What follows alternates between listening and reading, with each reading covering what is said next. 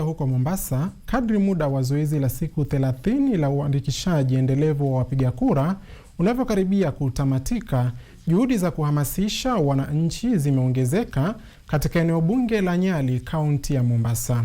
Mwaniaji wa ubunge Said Abdalla ameanzisha kampeni ya nyumba kwa nyumba, akilenga vijana na wanawake ambao bado hawajajisajili wafanye hima kujisajili.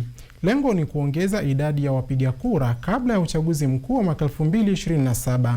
Tume huru ya uchaguzi na mipaka nchini IEBC imesema zaidi ya wapiga kura milioni 1.8 tayari wameandikishwa kote nchini tangu zoezi hilo lilipoanza mwezi Machi mwaka huu. Kura yetu ndio mwelekeo wetu mpaka 2032. Ama sivyo? Ama sivyo? Wakati tutajiandikisha kwa kura kwa wingi, tukipiga kura kwa wingi katika wodi ya Kazandani, hata wale ambao watakuwa kwenye uongozi, tukisema Kazandani hatuna title, mbio watakuwa wanaleta title. Kwa sababu wanajua ikiwa tumewapigia, wakati tutageuka tuwape maungo tusiwapigie na ile block yetu, tutakuwa tumewatia maji. Ama sivyo? Ama sivyo?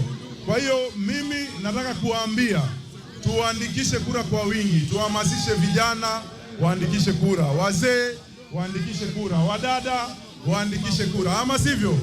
Kwa sababu ikifika 2027 wakileta